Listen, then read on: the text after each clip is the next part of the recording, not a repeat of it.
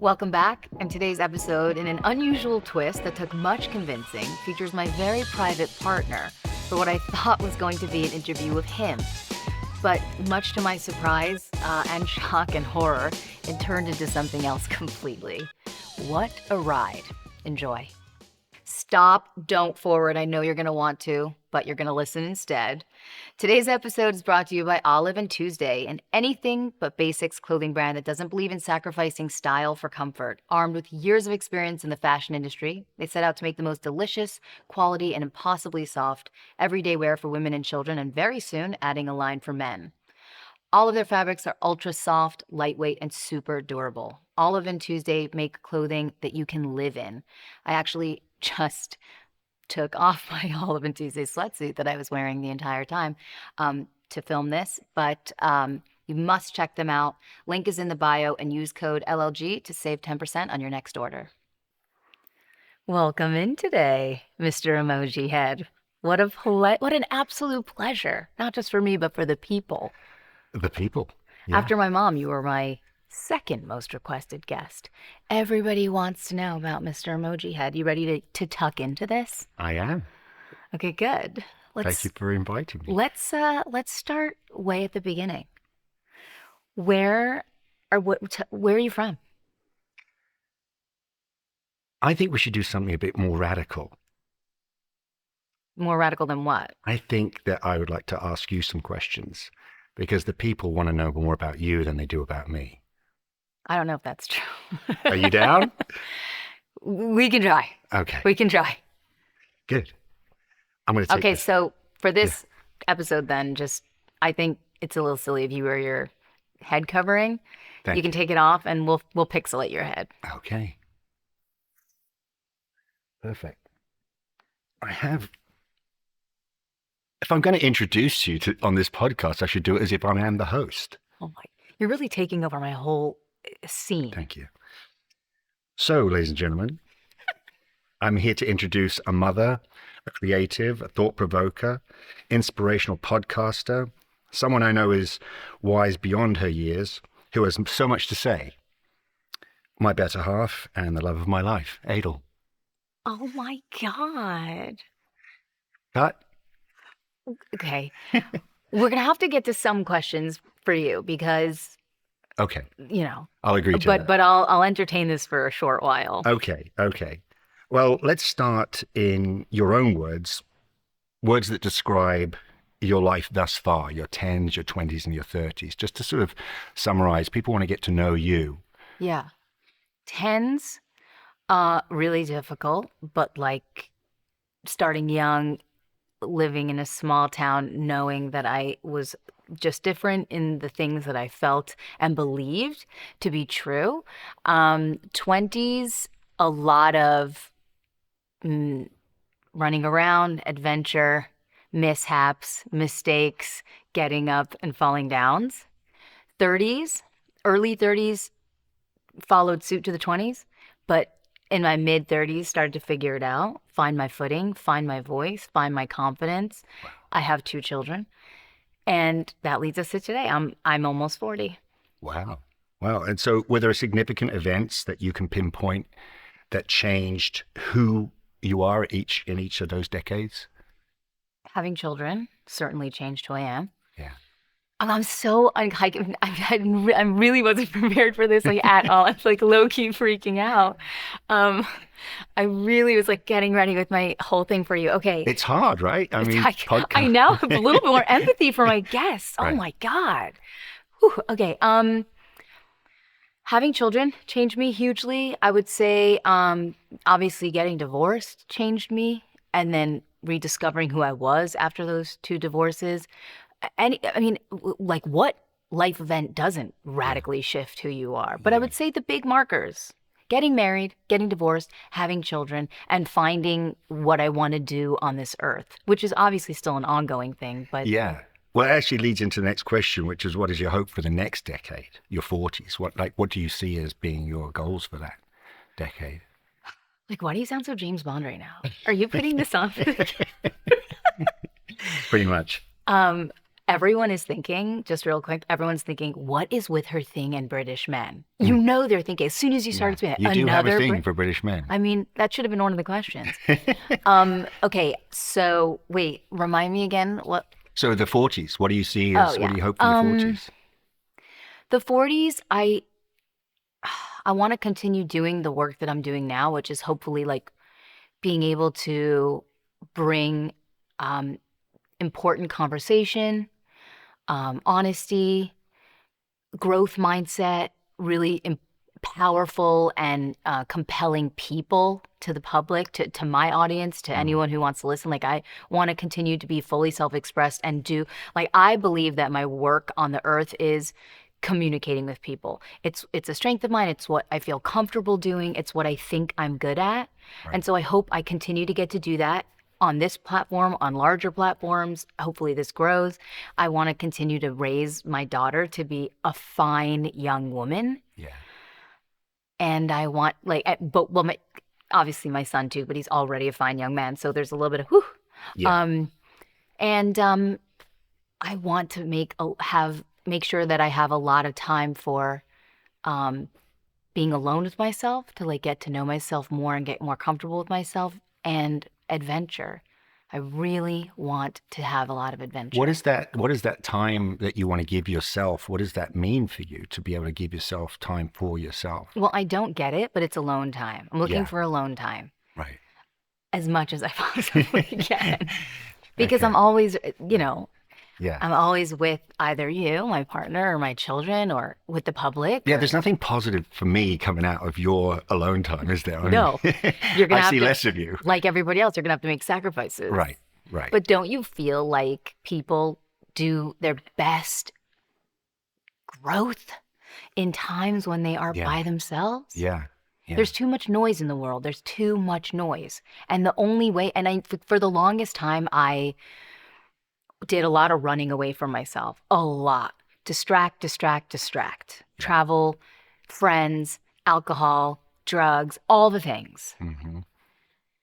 And I think it was because I didn't like myself, or I didn't like the way I was being in the world, or I didn't feel that I was living my potential, or I didn't feel I was living in integrity. So I was doing a lot of running. And now that I sort of like the life that I've built and I like the life that I'm in, I want to be present for it. And for me, a lot of times that looks like stillness and aloneness, because when Right. I'm with others, I tend to do.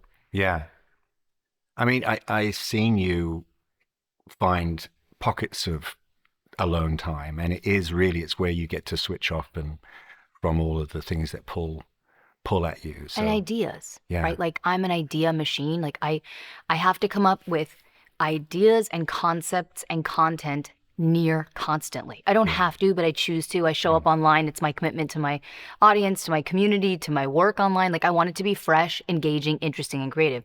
You quite literally can't get ideas when you're always in motion. You have to have stillness for things to download. That's why people, like one of my guests early on, Audie Metcalf, was like, I do beauty treatments where like I have to have my eyes closed, or like your eyelashes, because she's like, you're just lying quietly. And a lot of people will resonate with ideas coming to them in the shower. Why? Because you're alone. It's like especially for moms, and not even all moms. Like, I see you. Sometimes you even have a kid with you in the bathroom.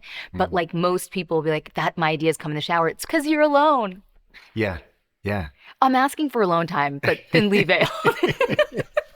Noted. But I mean, in terms of, I've watched you evolve from tablescapes to comedy to little corners of joy to creative agency. And do you feel that those things all led you to the podcast, the platform that you're using now? Like, is it just all collectively part of the same journey? I think it all falls under the umbrella of great questions. Thank you. Like, my God. I think all of it was under the umbrella of creativity, right? Even what I do with the podcast, I have to think about guests that are interesting, that will, like, it all is thinking about creating something from nothing. A tablescape is that. Yeah. A podcast is that, or like it's a conversation that didn't exist before. So I would love to be so, disillusioned and have this like, sense of grandeur to tell everybody that, yes, I knew that all my roads were leading to this, but when in fact I didn't. Yeah. I quite literally was throwing shit at a wall for a very long time to see what would stick. I don't want to call it shit because I worked really hard on a lot of that stuff and it was great content. But some of it I felt either I had to do to be relevant, I had to do to compete with other people, and or quite frankly, I just didn't know what I was meant to be doing. And it's not to say that I won't continue to do those things. If I feel called to do a tablescape, I will. The reason I stopped doing tablescapes is because I felt it promoted consumerism. People were having to buy new things each holiday. I know the cost of living crisis and the community that I belong to and with, it's unsustainable for most of them. Right. So some of the stuff fell by the wayside, not because I don't love it and it wasn't great work, but because it also just didn't align with the values that were shifting in me. So I'm trying to focus my conversation and content around and my way of being, right? Yeah. Like it's not all just for Instagram. Like, and you can attest, like if I make a shift online, it started in my real life. Right. Right. I think that's an important thing for people to know. Because I also think, like you, my audience has seen me go through an evolution of these things. Tablescape, I did a lot. Yeah. But the end goal is really just to be creative and also to bring some sort of value to people in some way. I don't want to fill the airwaves with nonsense. Right. I think that you can't always see what's to come in the future, but much in the same way that Steve Jobs' commencement speech that he talks about, looking back to connect the dots. Yeah. It might feel now that actually those things, those tablescapes and comedy and all the things that you've done in your life are all led to this moment. I mean, it gives you the platform to share on a wider scale, I suppose. Yeah. The other thing is that the podcast, I love that I get to feature other people because my Instagram is so me-centric. And whilst I love myself, I do like this. There are so many amazing people doing incredible things that don't have a platform. How do they get heard? It's not that they need to be heard, but I want them to. Yeah. And I think if you're a listener of this podcast, you would agree that so far the guests, you might not have been able to find them online, but you're so glad that you found them here. Right. So it's very cool to be able to highlight and showcase other individuals outside of myself. And the other part is that the podcast allows me to be open and have a more intimate conversation with my community without having to expose my home, the things I wear, the things I do, where I go, my children. Like, it's a safe space. You know what I'm saying? Yeah, I do.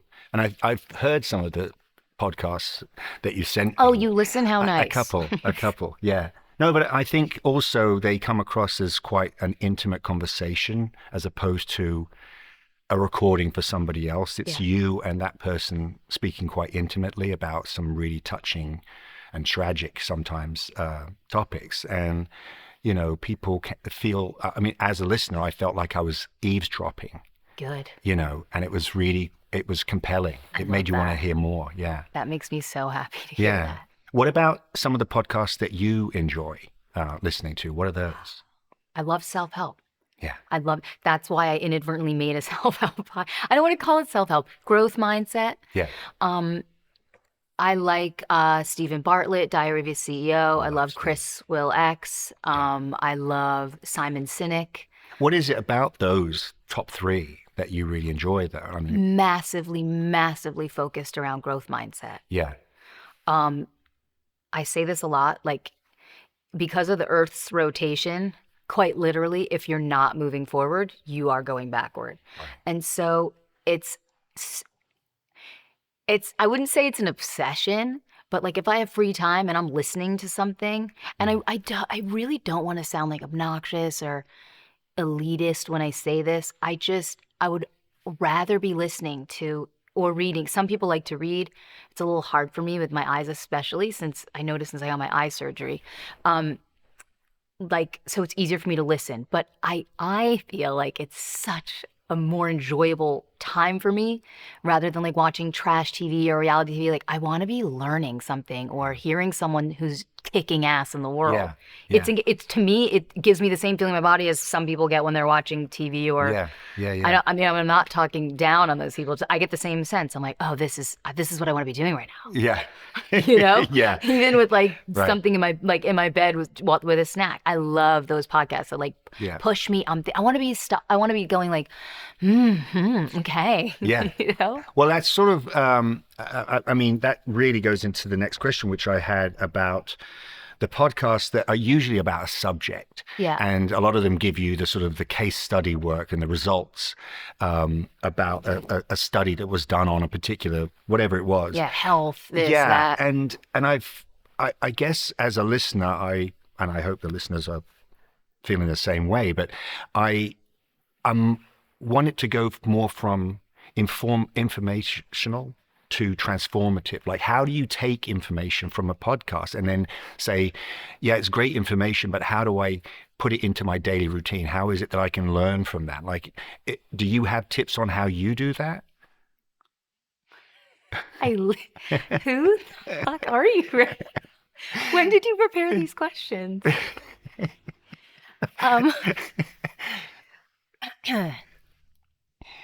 I would say, ooh, that's a hard one. The first thing that I would say for me, is if I hear something and I want to implement it in my life, I try and do it. I start slowly. I'm like, see if you could do it for like a day or a half a day, Right. right? Just to get almost like when you're learning to swim. Well, actually, that's a terrible example because when you're learning to swim, you dive right in. Right. But like anything you're trying to do, you know, you get a little taste for it first. See if like it's something that feels good for you, feels good in your body. I'm a bit more of like a radical person, so sometimes I'm just like, you know, I'm like, I'm doing this now. Yeah. Like I'm intermittent fasting now, and I'll just intermittent fast like 6 months without ever stopping. Yeah. But I know not everybody's radical, so I would say like a good rule of thumb is if you hear something that you feel like I want to try that, try it for 20 minutes, an hour, Yeah. 2 hours, and two, if it makes you feel scared, you have to run toward it. Right. You'll know if it's something you need to do in your life if it terrifies you. Yes. And like that's like the podcast was one of those things. Like it made me terrified because my whole quiet voice is always nobody. Like my loud voice rather is nobody cares. Right. So. Well, they care. Jury's out. Yeah, yeah. What do you hope your listeners take away from your podcast, particularly regarding empowerment and self-discovery? Are there messages there as theme to your podcast, or is it just all encompassing? I hope that people see themselves in every episode in some way, whether it's a male or a female, you know, whatever their story is. I think I want, because I feel it's so interesting. The podcast right before us we talked a lot about loneliness. I think I struggle with loneliness a lot. And so I hope that everybody identifies a little bit with somebody that comes on so that, because I wanted this to be like something that people could listen to while they're going about their life, like a friend. It should feel like a friend. And so when I hear people say, I listened to it when I was grieving or my mom passed, I'm like, yes, God, not that your mom passed, just like that that anything that I produce could be of comfort to people. So I want people to feel less alone, know that there are other people struggling, sad, worried, anxious, happy, excited, ambitious, right? It's not always a negative emotion. So less alone, and that that there's always like a better life possible for you. And even if your life is really good, you know, my life's really good, but I'm not stopping here. And I don't want anyone else to stop here. And I want to daily remind people, like, your life could be fucking amazing, but you have to pay attention to it. You have to give it time. Even if you have large families, even if you're drowning in work, you have to pay attention to your life because there's always ways to make it better. I mean, that was what Life's Looking Good really was, like small ways to elevate your everyday. Then everybody stole Elevate Your Everyday. I mean, I'm talking 500,000 people stole that. So then I moved it to living by design, not default. Right. Because that's what I hope people take away is like, design your life the way you want it. Yeah. It doesn't have to be your life just because this is how you were born into, this is what you married into, this is what your circumstances are. You could still design a life that you want. Right. And through either like what I tried to do every day or through the guests that I cultivate to bring in to talk about their lives, it's because there's something, I've identified something in that individual that I believe is going to help everyone around me build their life to be, design their life, you know? Yeah. Yeah. So that's what I hope. Yeah. No, I mean, That's the theme. yeah. I guess even the sort of the byproduct is that even if somebody cannot relate to a particular event in a podcast, is that they can perhaps show, they'll feel empathy or feel compassion, and those things are valuable to ourselves as individuals anyway, right? Just growth. Sometimes it's just listening to a podcast and identifying, oh, I don't have empathy. Right. I lack that. Yeah. Or, like I have a friendship episode and you're like, I actually don't have a really good friend. Okay, we should probably take a look at why, and what can you do to find a really good friend? Everybody deserves that. Or what kind of friend are you being? I mean, each one really could be dissected for self-growth. Yeah, yeah. Talking of self-growth, here it is. In your journey of self-discovery, what are some of the key lessons or realizations that you've had that have had a significant impact on you, other than obviously having a child? I mean, that's two children. Two children, heavy impact. One of the greatest impacts that I've learned, like from just all this stuff, is that you can reinvent yourself every day. You can reinvent yourself as many times as you want. Right. I think a lot of people get stuck in like, oh, well, this was my childhood. You can reinvent. I'm not good at X. You can learn how to be good in that. I developed a lot of identity around like, I wasn't religious, my family was. So like I became a not. She's not religious. Right. Instead of being like, no, I'm a fully evolved human who just has just a slightly varying belief system than my parents, and that's okay. Yeah. Right? But like that was a huge revelation for me when I figured out like, no, you just reinvent and tell people you're that. And if you mean it, and if you do the shit to back up what you just said, people have no choice but to fall in line. You can't just say, I've reinvented, but do nothing. I mean, it's like when you say I'm sorry and you don't mean it, people always know it doesn't land. People go, well, I said I'm sorry. It's like, yeah, but I could tell you didn't mean it, so it didn't land. Getting a little hot. There's a lesson here for somebody. Yeah, go ahead. No, but it's the same thing. It's like, if you tell people you've changed and you really are doing the work and they could see you mean it and they see that you really believe that this change about yourself and you are standing by it and doing the things you need to do, the world, your parents, your community, your family, your spouse, I don't care who your best friend, it will land if you mean it. And I have had to do a lot of different reinventing. Right. Yeah, you have. And like God, really want people to know that. Good. Well, as far as your audience, you're saying about your audience, like, can you share a moment where you felt a deep connection with your audience or listener's story that profoundly impacted you? And you've done quite a few of these podcasts now. Is there one in particular that really had an impact on profound? It's not even just the guests. It's like, I want to say I'm oddly connected to my community. I've never gotten hate, not one time in 2015, which is like when I started Instagramming, which is such a testament to the people that have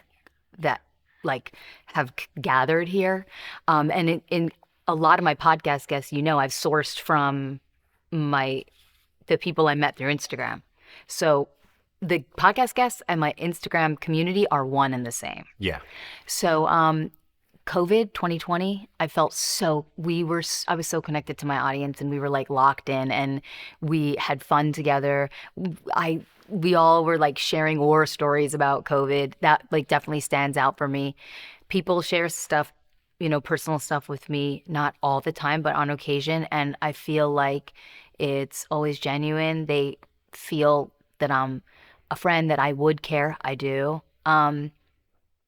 Whenever anybody decides to share something, not like just vomit their whole life, but share something meaningful or impactful, right? Or even sometimes they'll say, I heard something on the podcast and here's how it shifted like something in my life. I love that. I'm like, yay, it found you, you found me. Like, we love each other. It's a love fest. Right.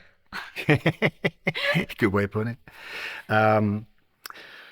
So, looking ahead, what are the aspirations for the future of your podcast? Like, is there a sort of a vision board that you have for where it goes I just next? want to have bajillions of listeners. You do. And yeah. And me and my producer were both like, lots of ad money. Let's I would say, simplify it. yeah, let's keep Yeah. going real simple. Okay, so we're going to switch gear a little bit. So, what role does self-care play in your life, especially with a busy schedule? And if you have any tips or practices you swear by? Self-care is quite literally my entire life. It is my reason for getting up and my reason for going to bed. I choose self-care over my children, over everybody. Self-care is numero uno. It's in the word The self. old oxygen mask adage. Yeah, exactly. Okay, all jokes aside though, self-care, the reason why it's so important is because if you don't make time for yourself at all, any sort of, if you're in the martyr, time of your life, and or you just don't believe that it's possible, what's going to happen is that you will quite literally die. And what I mean by that is either it will be an emotional death, a spiritual death, a physical death. Like, if you don't leave any time for self, you cannot exist. So it doesn't have to mean you're at a full day spa pampering, like at all. The word self-care is obnoxious and overused. What it just means is, actually takes us back to the beginning of the episode, like spend some time with yourself, not with a partner or a friend or your children or your newborn baby or your coworker. You have to be alone to grow. Right. I guess that's the theme here today. Yes. It's sending me all kinds of messages. No. We often talk about searching for meaning. So I would like to know, how do you define meaning in your life and how it has evolved over time?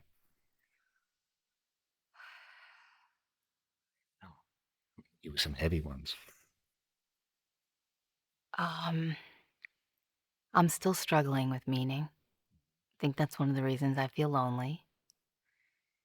I think we're like programmed to believe that, like, when you find your life partner or your work or you have children, all of the meaning is laid out for you, right?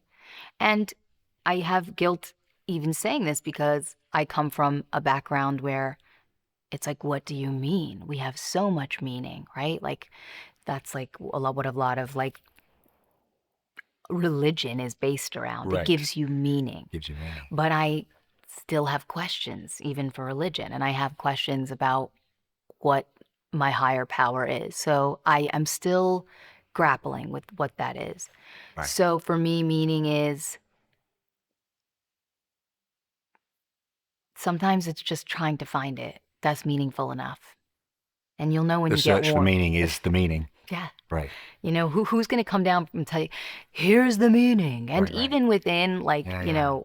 even within religion, Mm. people still ask and demand and have asked questions that cannot be answered. And what is the answer? Well, like, you serve like a greater power, and who are you to ask? But sometimes, so I vacillate between, I'm still gonna ask. Yeah. Yeah.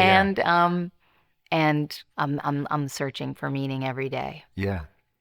I would say I'm closer now at this age than I was younger. And I know that there are moments where I feel completely whole and content, like I'm exactly where I'm supposed to be, doing exactly this with these people that I love. Mm. And that's the closest that I get to meaning.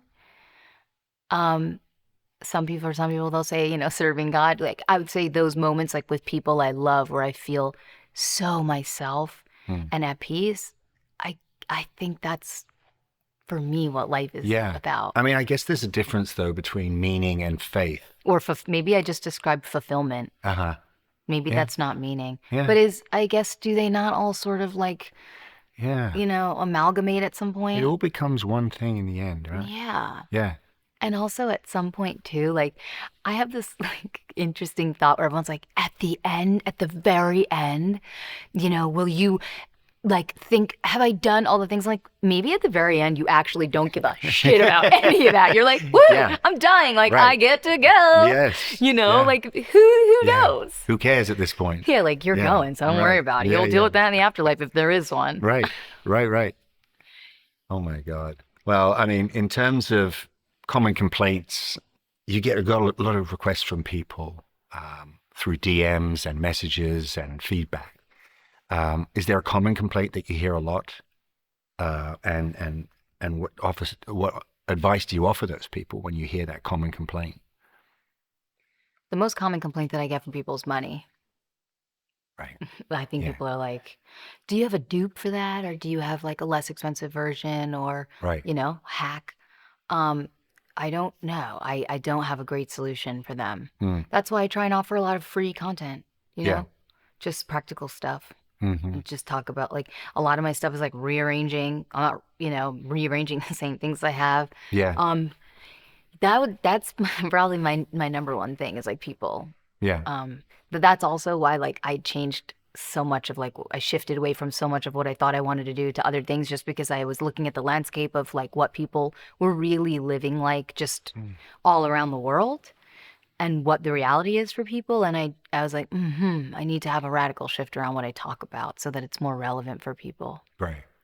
I think there's probably still elements of my life that are not relatable to everybody, but that's just like the way it lands sometimes, That's life also. Yeah. Not everyone's the same. But you mentioned earlier you don't get a lot of hate.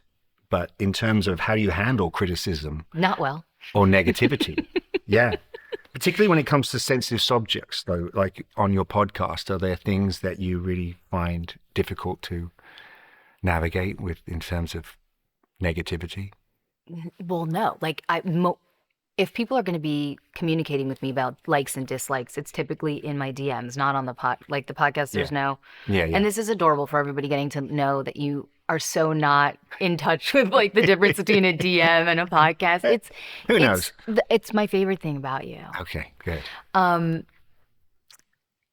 I don't deal well with negativity if I get it. It's not, I don't get hate, but there are people that say like obnoxious things, or I know we're supposed to be very evolved and be like, they're going through something and wish them well on their journey. But for me, I also think people are just looking for friction in their lives. They're looking for something to oppose against. They're looking for energy. Maybe they're lacking it in their marriage or their relationships or their friendships or with their children. Like people are looking and craving for friction. That's why I think they write negative things or haters. Like what is it they're needing, right? There's a fix that they're trying to get.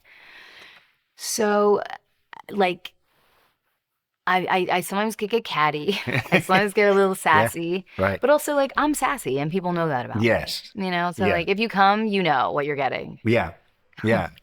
Well, in terms of knowing what they're getting, people do think that they get to know you through the podcast and through your posts and Instagram, but what do they not know about you? Is there something that's a bit of a misnomer about you? They think they assume something, but you're not really. They think I'm very confident and self-assured. And I am to some degree, but I have such a mean, ugly, horrible voice in my head that is so loud and near constant. I pull my body apart. Brutal. I pull my work apart. I think people probably assume because I put myself out there and I post content, I promote myself and like I do all my self-marketing, like my brand is me, and that's hard, but people probably see that as like so self-assured. Yeah.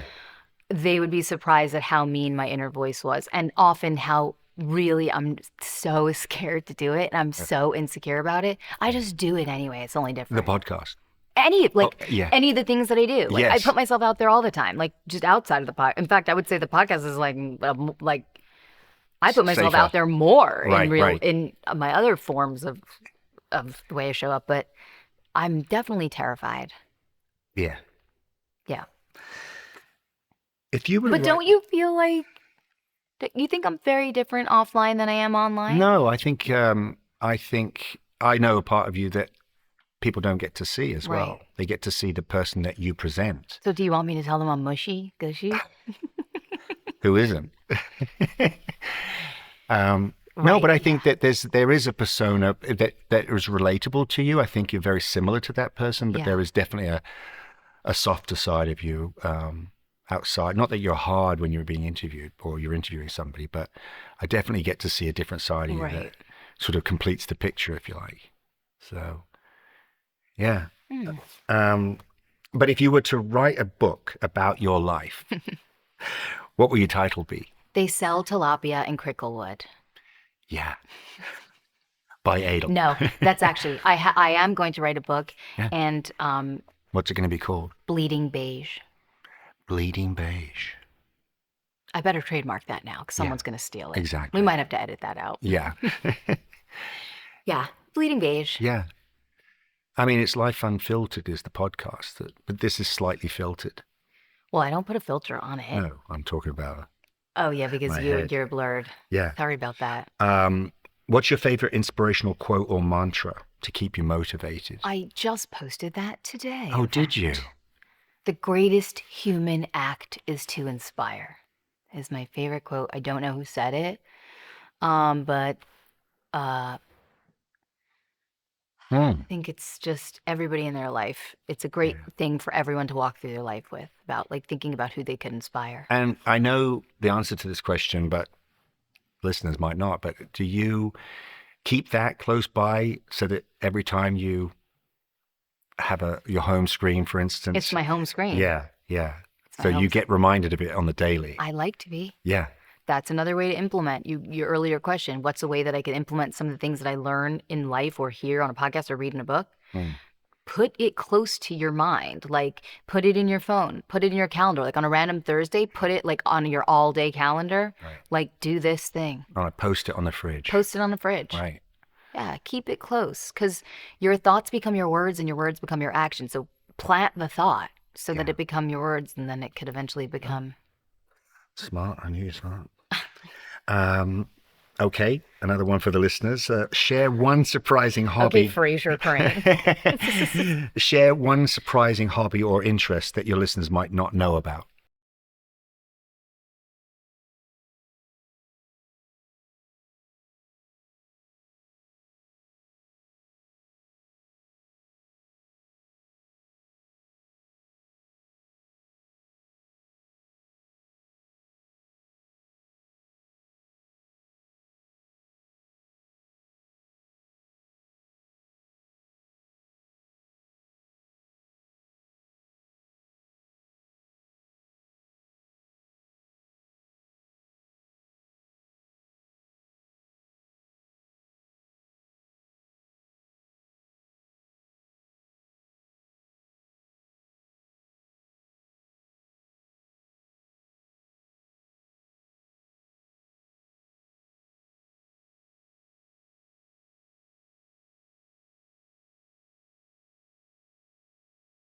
Give too much.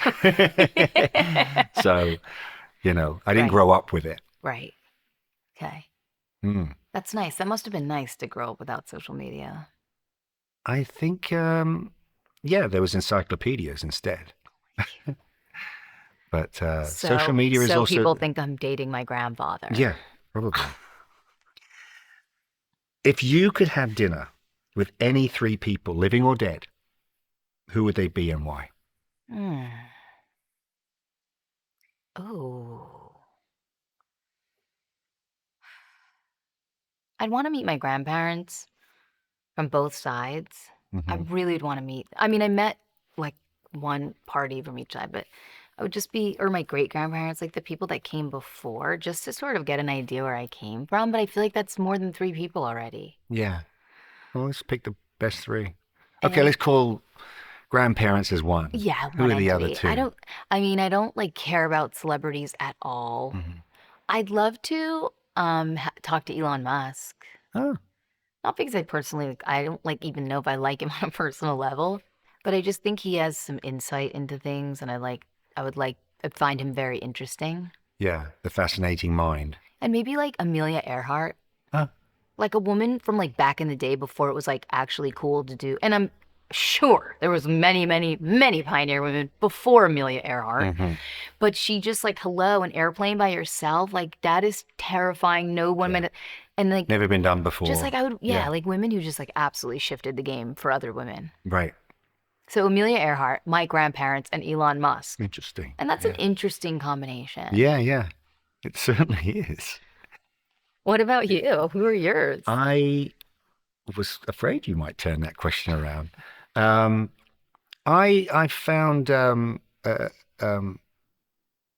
in a similar vein to you, ancestors of mine. Yeah. Um, I think I would like to have dinner with my father Mm. as an adult because I think, well, he died when I was 21, and he lived on the other side of the world, so I didn't see much of him. So I think there's things about him that I would like to know, and things about myself that I would like him to know, and we can surmise that he knows who I am, Mm. looking down. But it also would be interesting to sort of have an adult conversation with a man who died pretty much quite young, and he was about my age, just a little older than me. So it'd be interesting to have dinner with him. Did you decide very, very young that you were going to take the father role and take care of everybody in your life? Um, I don't know that that was a conscious decision, Mm. but I definitely took more of a sort of a leader role within my siblings, Right. out of necessity, really. You know, Yeah. we grew up quite poor, and and there was lots of challenges, as there were for your family too. Yeah. But yeah, no, I think the leadership role sort of came as I developed as a young man, and sort of developed over time. So yeah, I see myself as sort of Because just. something that my audience doesn't know about you is that you're Mm, somebody who takes great care of everybody around you. And it's certainly a quality that attracted me to you and was like just such a, to see a man who walks through the world, who takes care of not only himself, I mean, they know you're a fine dresser mhm, and you cook for yourself, but that you make sure that everybody in your life is taken care of and mm, that they know they could call on you. mhm. And the taken care of looks different for everybody, right? And different stages and ages and depending on what they need. But a lot of people rely on you. You have a business. You have a Yeah, lot of people who work for you who rely on that. Family, right? yeah, You're yeah. so like I just think it's It it's puts a lot of pressure on you when you know that a yeah, lot of people depend upon you. But I know. at the same time, Well, I wouldn't know. I take it upon myself. I mean, when you were talking earlier about welcoming things into your world that become who you are, I think I was prepared to take that on. I had a great mother, very strong, independent woman, and uh, she must have done something right to raise me as she did. So I I would have say so. old-fashioned values. You know, I see my role as a man in the relationship, not necessarily that I'm greater or less, but just that we are different. You're a woman and I'm a man. We can't be the same. Yeah. People who look for the same in themselves in other people are going to be pretty disappointed. Yeah. So no, I take it seriously. The fact that I'm able to be in this position, like I'm grateful that I'm in a position that I can help people. Yeah. So yeah, it's I love that. yeah. So one of the things that people know you for, with your outfit of the day, is No, I don't do an outfit of the day. okay, OOTD as you call it. No, by the way, half the time when you see me take those, Yeah, this I is for don't you. post them. Like Yeah, yeah, they're probably thinking, what OOTDs? Like yeah, I yeah. don't really. They Okay. probably would like that I did more and tagged. Okay, but continue, go on. So where do you draw your fashion sense from? What a good question. Um, the classics, the greats. Hmm. I love a little pixie pant, a la Audrey Hepburn. I like Yeah. to have a little ankle showing. I Hmm. like a little a Jackie Kennedy cable knit sweater. Hello, if you're watching the visuals. Yes. I like um I'm like a Jennifer Aniston, middle of the road, LBD, little black dress, jeans and a tee kind of girl. Hmm. I want to look at a picture from 20 years ago, 15 years ago, 10 years ago until the end of time and be like, she, Yeah. you could wear that today. When was that? Yeah. When we You don't had, know when it I don't know was. what era it was. Plus, she's never Yeah. aging. Yeah. God, she doesn't age. I mean, she looked the Yeah. same 30 years Oh ago. my God. Thankful. Does my constant quest for beauty Mhm. stress you out? Yeah. Yeah. It does. Okay, right. Okay. Yeah. Okay. Where else could I go with that? Right. Okay. But in terms of tips for fashion, Right. are there tips that you use? And I know the answer to this somewhat because you've taught me Yeah. that because of your height, you know that you like to crop top, for instance, so you give yourself a waist. Yeah. Are there tips that you would give other people who are just looking for inspiration? Like, I need some new ideas, like body type wise, what would you go for? Like, what are the tips you give people? Okay, so if you're short, you need to have your stuff be short. You need to show ankle, and you also need to wear your shirts kind of cropped so that you allow people to see that there's a separation of church and state. And that's a typically good rule to follow if you're short. Keep your shirts, and I don't mean cropped like belly showing, but hitting at a length where they're not going too, Yeah. long. Yeah. I am someone who's self-conscious about my arms. So I like to wear a 3/4 length sleeve. If you're self-conscious about that arm, Yeah. girl, I feel you, I see you. Right. Big arm syndrome affects 1 in 4 women. I'm one of them. You're right. So, and yeah, what else? I'm just trying to think, there's also like materials, like if you're self-conscious about lumps or bumps, there are materials that are more like lump bump friendly. Mm-hmm. And like it's a little bit of a discovery to find out what those are. I don't even know what they're called, but like it's not always the cut. Sometimes it's really just the material. And I hate to say this because I know we're in a cost of living crisis, but like I would say shopping vintage or higher quality usually gives you a better material that's quite often more forgiving on the body. Okay. Like I find when you buy the dupe, it doesn't lay the same way and the fabric doesn't conceal and or promote in the same way. Mm-hmm. Mm-hmm. Interesting. Okay. And what's the biggest fashion mistake you see on women today? Well, oh. Yeah. I was just about to ask you a question regarding fashion. The biggest faux pas, I mean, I don't want to be judgy, but I think a big faux pas for me is when women don't dress their age. Mm-hmm. I think there is something so beautiful and dignified about the woman aging as she has more years. Mm-hmm. It's not that you cover up because you're ashamed of your changing body. Changing bodies are beautiful. Yeah. It's just that I would hope that you walked through the world with every passing year feeling more noble, feeling more spiritual, feeling more grounded. And it's not to say that dressing provocatively is not grounded, but to me, it typically signals that that's the first message you're trying to send about yourself. And then my question is, do you not believe that there are other more important messages about yourself that you could be sending? Right. So my biggest faux pas is like women who just don't dress age appropriately and therefore you're unsure how old they are. Right. It's not to say you dress fowdy dowdy, but you should be able to tell one's age and living in the way that they present themselves in their clothing. Yeah. Yeah. If I would give one tip from a guy's perspective, Oh, okay. it might be Pop off, King. I think too much skin. Mm. I think that's the biggest mistake at the moment is that Yeah. there's even young ladies who are going out with just too much skin showing. I mean, I know. I guess it's some sort of calling People card, are but so going to think we're just crotchety, old, Yeah, judgy, we are. Bible thumpers. yeah. It's not even that. It's just also there's so many creepy weirdos out there right now. Yeah. It's Are we creepy, but trying to give also it's all- the message. it's What's right. the message you're What's sending? the message? Yeah. I'd like it to be elegant, untouchable. Oh, Um, like a queen. yeah, not come hither. And should every woman not feel as though they are a queen? Yes. Yeah. What about you? My audience gets to see that you are so you really take great care into the way you look. Even today's podcast, for those who are getting a visual, you always dress the part. Mm. Yesterday, we walked into a restaurant, and the host walked over to you and said, "Sir, you're not from America, are you? Because you look like you just came from Cannes." Mm. And that's Cannes for the Americans. Translate. Translate. Yeah. No, and like you take great effort to always present yourself. Mm. What is that about? And I guess, were you always like that? Were you always a dresser upper? Yeah, it started quite young in that, as I said earlier, we didn't grow up with a lot of money. So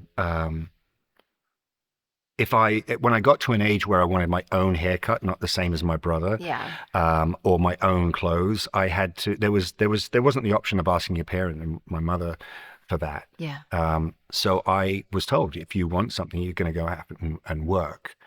So I became self-sufficient quite young, and I went to school with some quite fashionable guys who were Italian, and they had a certain look about them. A You je know. ne sais quoi. Yeah, it was back then it was black loafers and drain pipe skinny pants. Yeah. But again, I wanted to fit in, not be different. Yeah. I didn't want those things so I could be somebody else. It's Yeah. just I wanted to fit in. Yeah. And I happened to be with a lot of people who were quite well dressed. So, but then, then I happened to work, when I left school, I worked for a time in a fashion store. Oh. Yeah. And so it became more important to me to how do I show up? What do I wear? And Do you think the clothes makes the man? yeah.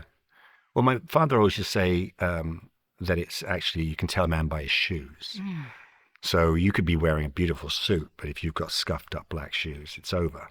It's over. Yeah. So then, in falling in line with that earlier question, how can people implement this kind of stuff into their life? What would you, because my audience, I would say, is predominantly women. What are some things that any women listeners, if they want their partners to be dressing, Yeah. and or male partners. Yeah. Right? We don't discriminate. Whoever. Anyone. Like if you want the man in your life to dress more dapper. Yeah. Where are some places he could start? Okay. I know this because I did it myself. There's a store called Boggi Milano, Boggi Milano. Okay. They have, I think it might be boggi.com or boggimilano.com. It's in Italy. Cost-wise, it's in line with everything else. Some of the things are a little more fitted because they're European design.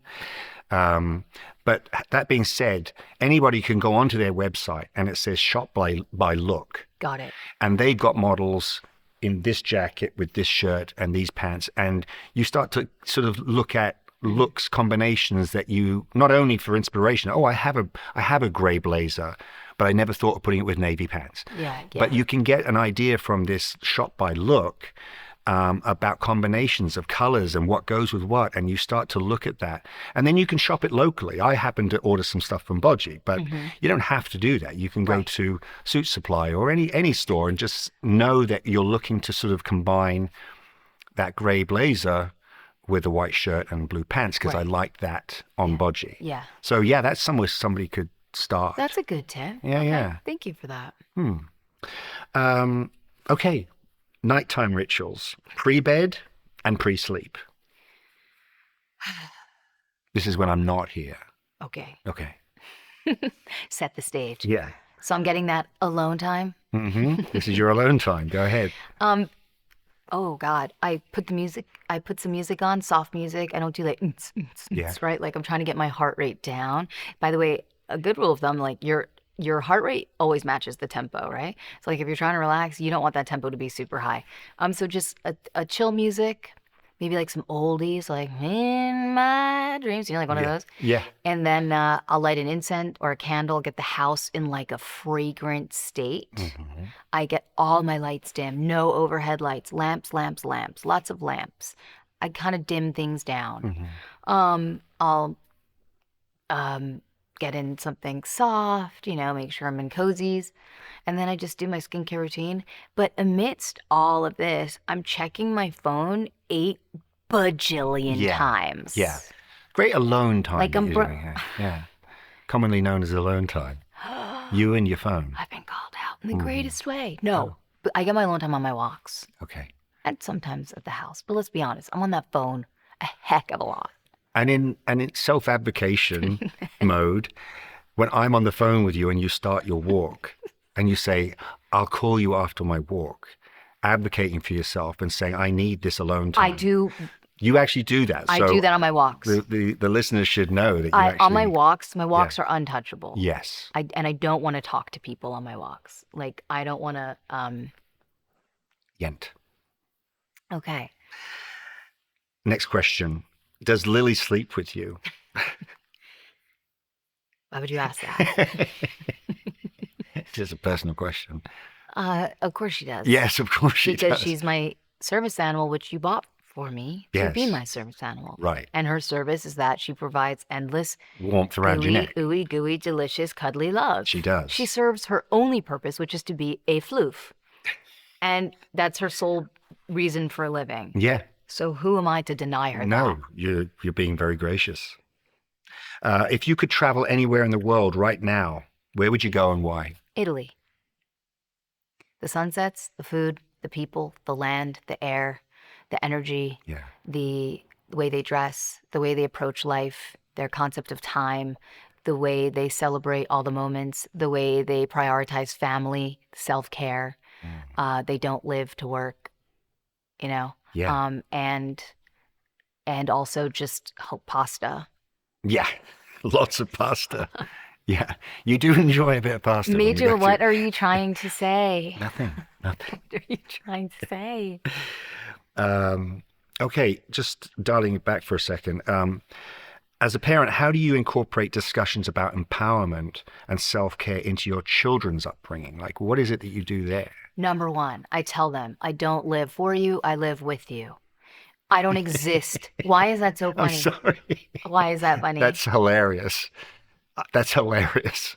That is a line that I heard when I Yeah. was young, and I repeat it constantly to any new mom. I'm like, hey, new moms, you don't live for your children, you live with them. Yeah.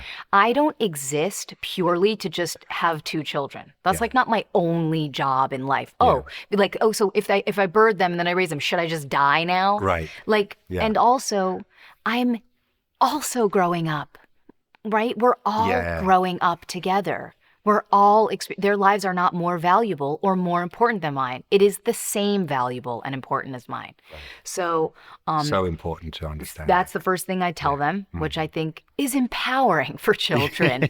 Well, lest Lila didn't know where she stood with you, that line pretty much tells her. Everyone knows where they stand. Yeah, With me. No, yeah. but that's like the first thing. And also the way I show them empowerment is that I move through the world confidently. I get after what I want to get after. Yeah. I tell them I want to go do that. They see me do the thing I say I'm going to do, Yeah. and or say I didn't do that and here's why. Yeah. And also, like, yeah, they Where did that come from, though? Because you weren't, I mean, we've known each other a number of years now. And I wouldn't say that the 20s or the 30s you necessarily got after. You did in ways, but I did in ways. You did in ways, but the person you are today is completely reinvented. It's you're so self-assured, and you're so, when you decide I'm going after this, there is no turning back for you. Where did that come from? Time. Is it? Time. Yeah. And also the more like bad shit happens in your life or circumstances don't go your way, and the more you recover from that and or live to see another day, the more you're like, oh, like I could do hard things. Yeah, Like yeah. the more you do. So that's one of the reasons that I just so badly don't want parents to coddle their children and let their kids screw up, fall down, Yeah. fall apart, lose the job, like, and not save their kids all the time. Yeah. Because the only way you gain confidence about yourself in the world is by falling down and getting up. Yeah. And very often, without other people's help, you can have their support, but you can't have them do it for you. So that's part of the empowerment, I think, with my Yeah. kids also. Is like, I'm not like, oh, we don't talk about the divorces. Like, let's talk about Yeah. human flaw. Like, we're all flawed. Yeah. You know what that looks like. It's really just a case of, yeah, you gain that confidence through time, Yeah. and you gain it by learning that you could do hard things and experience hard things and continue on. So you're talking about the range of failure and success and everything in between. Range. Yeah. Do you want to describe the range talk? Sure. Yeah. Okay. I think for me, the range is, it does come from experience and life and living. So it's not something you can just get at a young age. It takes time, experience, but it gives you the range that we have, or that I have, is from knowing the lowest of lows, the failures in people's eyes that I've experienced, and the highest of highs and beyond. And that sort of that range, you know what's appropriate in life, or you know how to handle situations in life, not just because you think, oh, everything's positive in my life. It's just that you have to have a range. You have to have that scale that starts at 0 and ends up at 100. Yeah. So I think for me, a lot of the time is that I'm still learning and understanding that I'm still vulnerable, and I need to open myself to new experiences that are outside of my comfort zone, but to do them anyway. Um, a lot of things don't come naturally to men in particular. So it's Like always a what doesn't struggle. come naturally to? Communicating, Yeah. yeah, being vulnerable, talking about tough things, Yeah. not being such a stick in the mud that your thought process is the only thought process, that, being open enough to hear whoever you're talking to, if it's you or anybody, to sort of try to understand their position. And but that can only come from range. It can only Yeah. come from sort of understanding life a little bit. What do you think has changed the most about you since our relationship began?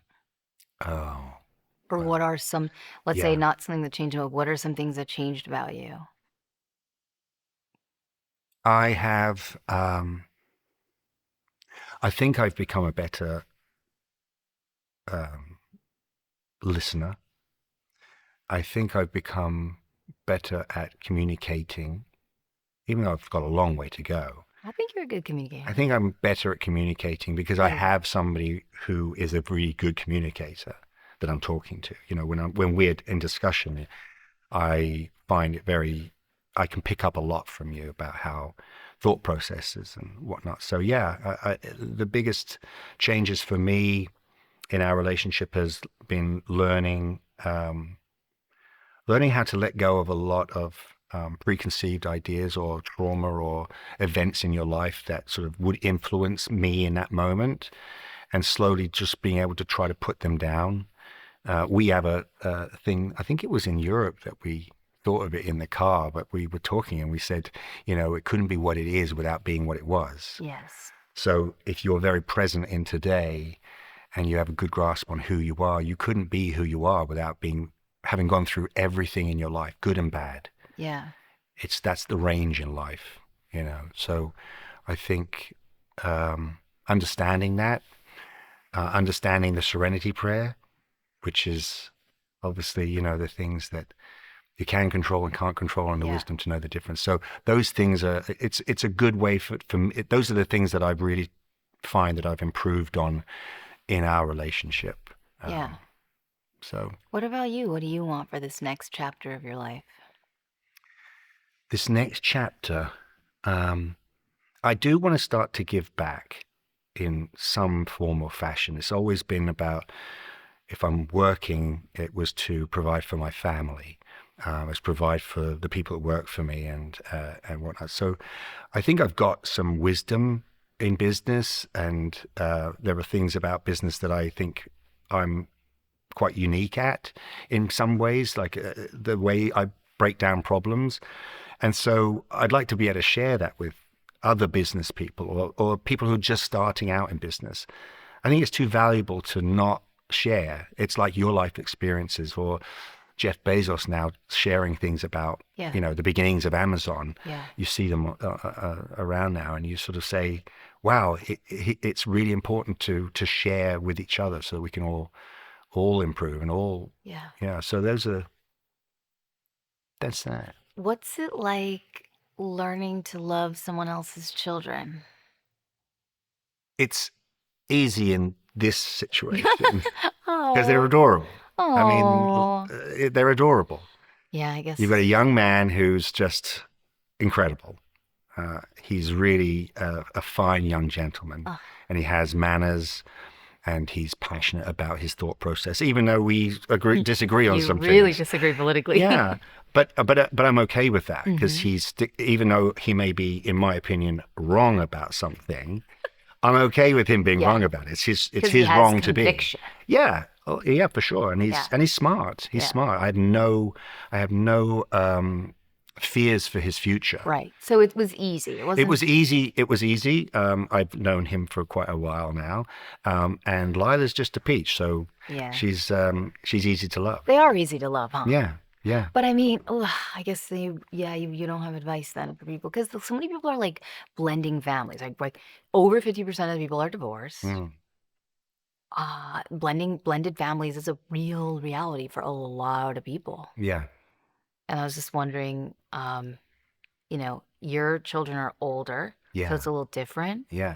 Um, so like, but when you met Lila, she was little. Like, I just wonder if there was any sort of like insight or I think. I mean, how could you not? If you it's really hard to love other people's kids. no, but it may take time to love them. Yeah, Um, but you could just care for but them. you care for them and you understand that they're an extension of the person that you're with, Mm. and there's beauty in that. And there's plenty of stresses in life without stressing about whether or not you like somebody's child. I mean, Maybe it's know, because I don't like children. yeah, exactly. Has a lot to do with it. Um, Based on that, like, do you have any hilarious parenting moments that perfectly capture the chaos of raising kids? I mean, you've told me a lot of funny No, stories. I don't. No, I don't. you don't. I don't know if I can even recall that. Right, right. Uh, okay, let's stick with Lila Oh, a little bit. What are your hopes for Lila as a young lady in a challenging world? Like, what are your hopes for her? that she's self-assured, that she feels confident in her abilities, her brain, her mind, um, that she doesn't worry about, um, she doesn't over worry about what her skin bag should look like, Yeah, and that she pursues like greater knowledge. Not doesn't have to be college because I don't, I want her to pursue greater knowledge of life and herself Hmm. and things that came before her, and be a good friend, be kind, and give me beautiful grandbabies. You as a grandmother is something else. A glam A mother. glam mother, yes. How many questions do you have? I have a few more. Well, maybe skim and find the most Okay. important, the last like 2 or 3. It's quick ones. Oh. Favorite food? Ali olio. Aglio olio. Really? Yeah. Okay. What's your favorite food? Schnitzel. Schnitzel. Schnitzel. Yeah. What annoys you most about social media? People's lack of creativity. And what do you love most about it? The amount that of people that I would have never had access to, that I get to feel a part of their life and they get to be a part of mine every day, which makes life less lonely. Okay. What's the last book that you read? I'm currently reading a book. It's about like being intentional. It's like literally just about it's like it's called like purposeful or purpose. Anyway, it's just about like being intentional and like slowing down. I actually haven't really gotten through it because I'm too busy checking my phone. But that's You're not being the last essential book enough. I'm reading.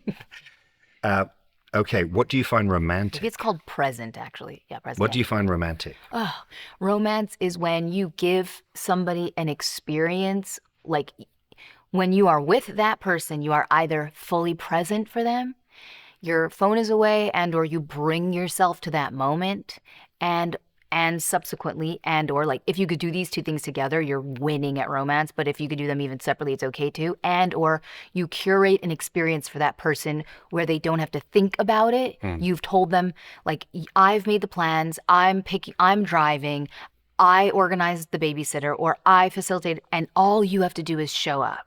Because you give people a moment of escape from their life. And that's very romantic.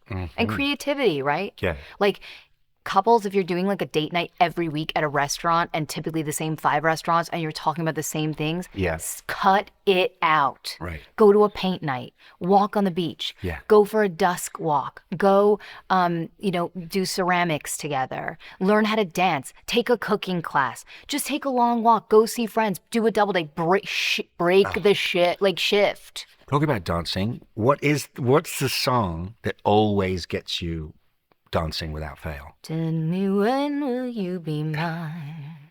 Quando, Tell me quando. quando. No, I don't know. Yeah, like I mean, what always gets me up? I don't Anything know. with a I'm all about Dancing Queen.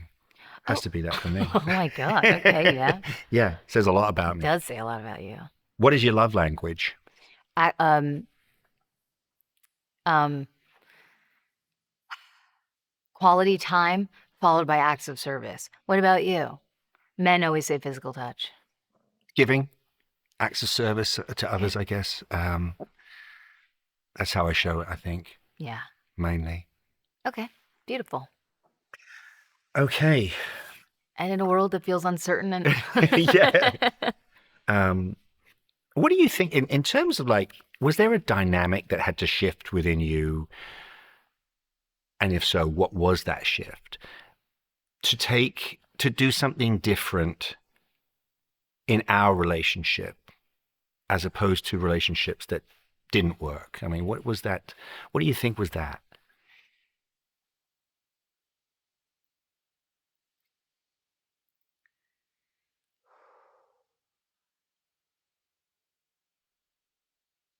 I had to grow up and become more mature and take the responsibility of partnership and marriage more seriously. I'm not married to you, but like I had to approach relationships in a more serious fashion. And I apologize to the people that came before you because it was not for my lack of love or care for them, but more so my maturity journey. And, ooh, what else changed? Had to shift. Knowing myself, and also, God, and again, it's really just maturity, like with with growth, with life kicking you around a little, with Mm, age, with time, you start to really realize you realize better how to support other people. And maybe it happened for other people sooner than me. Like, I'm sure there are a lot of 20 somethings, early 30 somethings listening to this being like, I already am mature in my relationship. In which case I say, congratulations. yeah, But life is going to kick you around and you're going to learn some things about yourself. And when that happens, you'll be a better partner. So I guess the things that shifted were things outside of my control or growth experiences or pain or sadness or joys and wins. mm, All that was self-actualization. And the more you know yourself, the more empathy you have for yourself, the more you forgive yourself for your mess ups and your mishaps and your shit, mm, the more capacity you learn to have for the other person. So you got the best version of me to date just by sheer virtue of time. right. And so that's why I like kind of say I'm sorry to my partners before you, that I wish I would have had the time and knowing that I have now. Yeah, You must feel similarly. yeah, of course. Yeah. Yeah, yeah. I think it's yeah, no, it's a great journey that you find yourself at this point Yeah. in life with all that those benchmarks to look back on. Yeah. Um, yeah. So in terms of us, how do you? What works? Why do we work? The distance, we don't live in the same town. Right. We get breaks. Yeah. I think a lot of people see that about our dynamic and they're like, that's great. And they do realize that there's value in having time apart. Yeah. It's a luxury most couples don't have because they live together. But we do live on different coasts right now because for different reasons, I'm raising small children. You have business and work obligations, and we see each other when we can. But that time away really does lend itself to you make sure the time you have together is so quality. Like it's just, we're present for each other because the time is special and you don't take the other one for granted. And two, we get time to miss each other. How can I miss you if you never leave is sort of one of my favorite sayings. And Don't so, I know it? and Yeah. also I like to think one of the reasons our relationship works well is because we we don't see each other a lot, so we have to talk on the phone a lot. And when you talk on the phone a lot, you're in like just just by virtue that you have the distance and you have to talk on the phone to communicate, Mm. we communicate a lot. Maybe more so than couples that live in the same house because they're taking life for granted. So we have no choice but to communicate a lot on the Yeah. phone. And so what fills that time is like you're talking about different things that you would. It's like we're not asking what's for dinner. We're not asking who did what in school. And also I should say, like in the same vein as me saying I don't want to give a speech about self-care, It's very different, like the trenches of a relationship that people are in when they have a lot of children or small babies or small young families and they're starting out in their careers. You're a man later on in his career, so you're not worried financially or building a business in the same way that you would have been early on, right? Like Mm-hmm. your ex-wife got a different version of you building a business than I'm getting, Yes. who's doesn't have that same worry and stress of like, I need to build something, I need to become something. Right. To which case we thank her. And we're not in the trenches in that way. Right. So we have a wonderful romance, but it also, we're not raising children together. When we get together, we mostly have a lot of free time because it's when my child or children are with their other partner, like with my other exes. And so we do get a lot of free time. So what's one of the secret sauces? We're very lucky and privileged in that way. Right. We're in later parts of our life. Yeah. Well, it's been fascinating to learn more about you. And Okay, we were supposed to learn about you. So let me close this up. Okay. No, thank you for doing this today. I No know worries. you just don't see Instagram in the same way, but it's really actually also a testament to like how much you are trying to like come into my world and see my world because I know it's so foreign to you. But just Yeah. even that you wanted to do this today is huge, and I thank you for doing that. Thank you. And thank you for sharing some parts of yourself to my audience. I think they just even by your questions, they got to learn a little bit about you. Yeah. And where can they find out more about you if they want to learn more or see a picture? Part 2. Thank you. You're very welcome.